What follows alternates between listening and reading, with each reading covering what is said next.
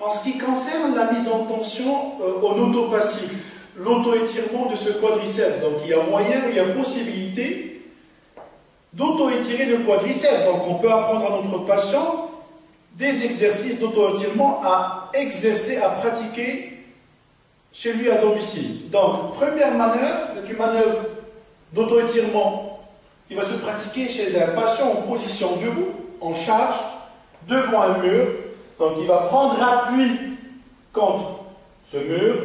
Le membre à étirer, c'est le membre droit. Donc le membre opposé sur lequel le patient prendra appui sera fléchi au niveau du genou, le genou à proximité du mur.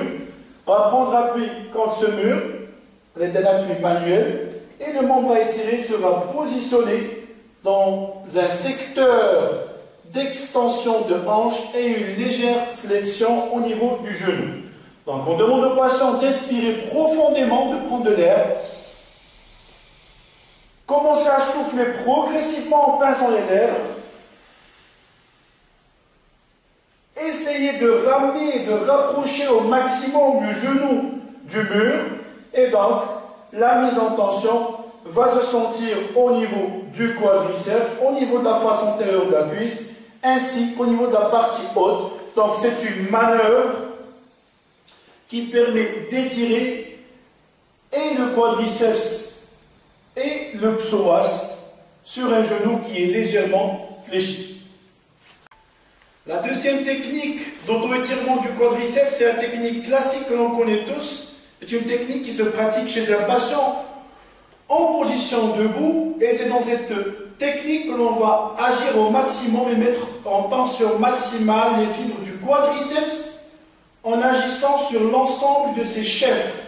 Donc c'est une technique qui est beaucoup plus poussée comparativement à la technique précédente que l'on avait proposée aux patients qui étaient debout contre le mur sur un genou qui était légèrement fléchi et une hanche en extension. Donc cette deuxième manœuvre, ou deuxième technique, se pratiquera sur un patient en charge, en position debout.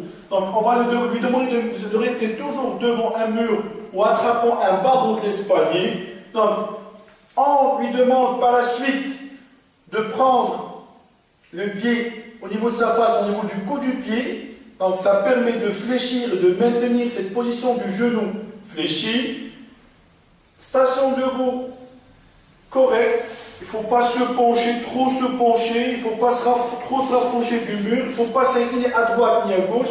Il faut rester en position debout strict. Un appui contre le mur. Genou fléchi. En tirant sur le pied vers l'arrière, tout en rapprochant le talon de la fesse du même côté. On demande au patient d'inspirer, de prendre de l'air.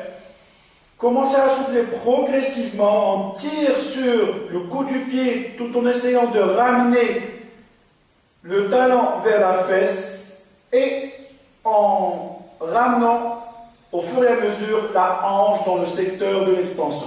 Donc dans cette technique, il faut éviter de trop se pencher. Il faut rester en position debout stricte.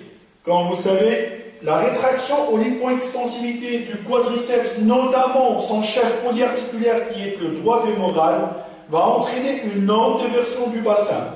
Donc, en réalisant cette manœuvre, évitez de se pencher, évitez de projeter le bassin en avant afin de limiter et de ne pas exagérer cette antéversion fémorale qui ne fait que rapprocher les insertions et donc la manœuvre ne sera pas efficace. Donc, le patient doit rester en position debout. Il va prendre appui contre un mur ou un barreau d'espalier. Il attrape le pied au niveau de la cheville. Il va essayer de ramener le talon de la fesse tout en restant en position debout et en induisant un mouvement de flexion du genou associé à une extension de hanche.